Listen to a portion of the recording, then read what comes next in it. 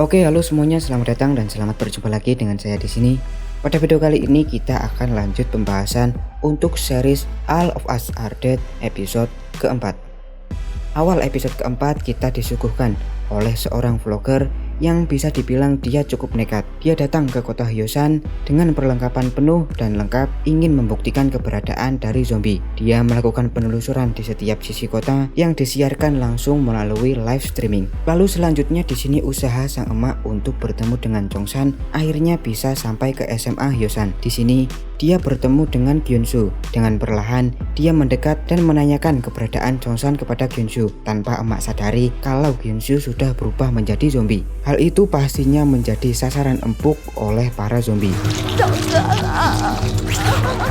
Lalu adegan berpindah di mana Chongsan dia mengatakan dia tidak mendengar suara setelah kepergian Nayeon dan juga Bu Guru Park. Apakah mungkin mereka masih hidup? Topik ini menjadi perdebatan di antara mereka. Kim Jimin mengatakan kalau Nayeon sepertinya dia tidak pantas hidup atas apa kesalahannya kepada Gyunsu. Di tengah perdebatan mereka semua tiba-tiba terceletuk. Sohyuk mengatakan apakah ada yang ingin ke toilet?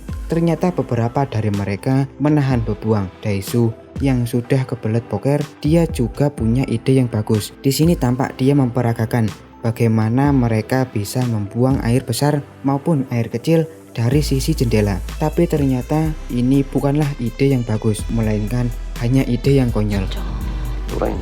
Lalu di sini Onju menyarankan untuk membuat toilet sederhana di ruang rekaman karena menurut ayahnya toilet dan tempat tidur harus terpisah ketika sedang isolasi. Ternyata hal itu juga dilakukan oleh ayahnya, yaitu Soju. Dia yang sedang di gedung balai kota karena helikopter akan mengevakuasi mereka pada pukul 11 siang, mengharuskan mereka bermalam di gedung ini. Maka mereka harus membuat toilet sederhana. Di saat yang sama Onju mengkoordinir teman-temannya untuk membuat toilet sederhana. Dia menyuruh teman-temannya untuk mencari bahan yang sekiranya mudah menyerap pipis dan Lalu setelah itu juga menyarankan untuk membuat sekat bilik layaknya toilet. Selanjutnya setelah semuanya kelar dan sudah selesai, mereka bergiliran satu persatu menggunakan toilet. Tetapi selepas Daesu keluar dari toilet, dia membuat aroma yang tidak mengenakan. Adegan kemudian berpindah di sini Yongguinam, sang pembuli, tampaknya dia sedang mencari cara jalan untuk keluar dari sekolah. Dia melihat ada sepeda di pojok gedung dan dia ingin kabur menggunakan sepeda tersebut. Tetapi upayanya di sini gagal karena rantai sepeda copot. Lantas dia langsung masuk ke dalam gedung memasuki kandang zombie. Dia dengan lincah bisa melawan para zombie, melindungi dirinya menggunakan sebilah pisau yang ada di tangannya. Begitupun ketika ia sudah di ruang kepala sekolah, dia menghabisi semua zombie yang ada di ruangan ini hingga posisinya merasa aman. Lanjut, Jang Hari dan Mijin dia terlibat percecokan, gelut baku hantam karena keputusan Mijin yang mengajak mereka keluar dari toilet malam ini. Jang Hari yang tidak setuju, hal itu membuat mereka menjadi gelut baku hantam. Lalu di sini Pak Lee yang mirip Ragil mengatakan kepada detektif Jae-il alasan dia membuat virus ini. Detektif Jae-il dia sangat kesal mendengar alasan kenapa virus ini dibuat. Ya tidak lain tidak bukan karena Jinsu putranya yang terus menerus dibully. Tetapi setiap ada aduan ke polisi maupun ke sekolah, hal itu tidak juga diperhatikan dengan baik. Maka di sini Pak Lee yang tidak bisa merubah sistem, dia merubah Jinsu agar lebih kuat dan lebih berani. Daripada mati sebagai manusia, lebih baik dia mati sebagai monster. 인간으로 죽느니 괴물이 돼서라도 살아남으라. Detektif Jae-il menanyakan apakah ada obat penawar untuk para monster. Kemudian Pak Lee menjawab tidak ada. Keadaan dan suasana di luar kantor polisi yang masih aman, mereka satu persatu digiring untuk segera dievakuasi. Namun upayanya gagal setelah zombie menyerang. Detektif Jae-il terkejut melihat monster yang terus-menerus bertambah dan menyerang orang yang ada di depannya. Begitupun dia juga terlihat terus-menerus melakukan perlawanan yang dikeroyok oleh zombie. Di samping itu Pak Lee dia hanya bisa sedih menatap situasi kacau yang ada di depannya hingga ia yang kembali tersadar dan dia menolong detektif Jae-il untuk pergi ke SMA Hyosan. Di sini dia mengatakan kalau ada obat penawar di lab sains SMA Hyosan, dan dia juga mengatakan tentang data-data penting yang ada di laptopnya. Pak Lee, dia mengorbankan dirinya menjadi tameng agar detektif Jae-il bisa selamat pergi dan sesegera mungkin pergi ke SMA Hyosan. Bantuan yang tidak kunjung datang ke SMA Hyosan, mereka tidak bisa berharap untuk segera dievakuasi. Akhirnya Jang Hari memutuskan untuk keluar serta memastikan adiknya yang duduk di kelas 11 apakah dia masih selamat atau tidak. Di sini Namra dan kawan-kawannya harus bisa memutuskan apakah mereka akan menunggu lebih lama atau pergi. Namra mengatakan dengan benar bahwa mereka harus memikirkan terlebih dahulu sebelum bertindak. Untuk mencari informasi lebih jelas tentang evakuasi ini, mereka bisa memanfaatkan internet dan juga ponsel. Tetapi di ruang penyiaran tidak ada satu ponsel sama sekali. Tercetus ide Chongsan yang akan mengambil ponsel di ruang guru.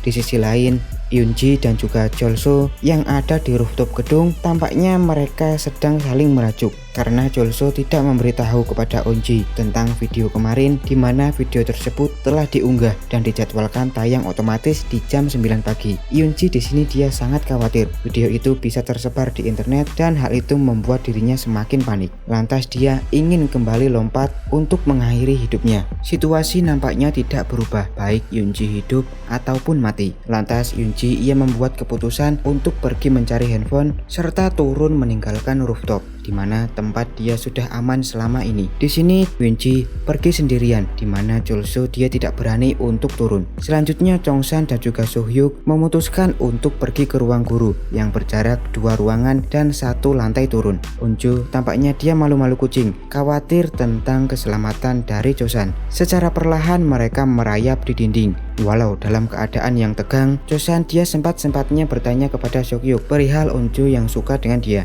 Perjuangan mereka tampaknya belum juga usai, sampai mereka berdua harus bergelantung merayap di sisi gedung agar situasi mereka tetap aman dan tidak ketahuan.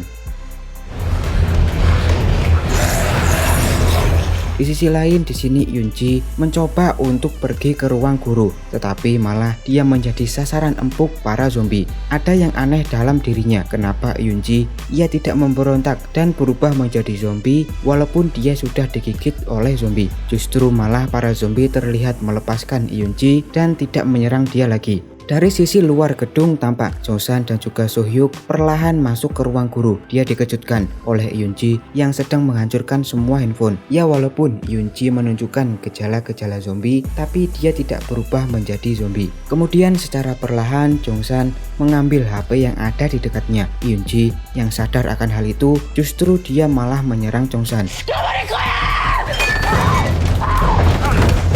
Hal ini pastinya memancing zombie yang lain. Keadaan yang semakin tegang ketika Chongsan dan juga Sohyuk harus berpisah. Lalu adegan berpindah. Di sini Soju, ayah dari Eunju, Park Yoon-hee dan juga yang lainnya bersiap untuk pergi ke atas gedung. Soju berusaha menahan para zombie selagi rekannya yaitu Usin memotong gembok yang mengunci pintu rooftop. Soju dia sendirian berusaha menahan zombie agar tidak naik ke rooftop dan dia menggunakan semprotan air sebagai tameng senjatanya. Akhirnya di sini Soju dia bisa selamat bergabung naik ke rooftop. Tidak lama setelah itu helikopter pun datang. Di sisi lain sekarang Chosan yang sedang berusaha terus berlari menghindar dari kejaran zombie, dan setelah dia masuk ke ruang kepala sekolah dia dikejutkan Guinam sedang menawan kepala sekolah. Melihat hal ini Chongsan dia langsung merekam kelakuan buruk dari Guinam hingga Guinam benar-benar emosi. Dia lantas membacok leher kepala sekolah dan menyerang Chongsan. Guinam dia berusaha merebut HP yang ada di tangan Chongsan. Hal itu membuat mereka berdua saling cekcok serta kejar-kejaran di lorong gedung. Keadaan Chongsan sekarang menjadi lebih berbahaya ketika Guinam melemparkan pisau ke arah tubuh Chongsan. Terdengar suara pisau menancap di punggung Chongsan. Tetapi kita masih belum tahu apakah Chongsan dia benar-benar terluka atau dia masih bisa melarikan diri. Ketegangan ini menjadi akhir dari episode keempat. Nah itu dia guys, sedikit recap untuk series All of Us Are Dead episode keempat. Terima kasih buat teman-teman yang sudah menonton video ini. Bagaimana kelanjutan ceritanya? Kita nantikan saja untuk update di video selanjutnya. Terima kasih, sehat selalu, dan sampai jumpa di video selanjutnya.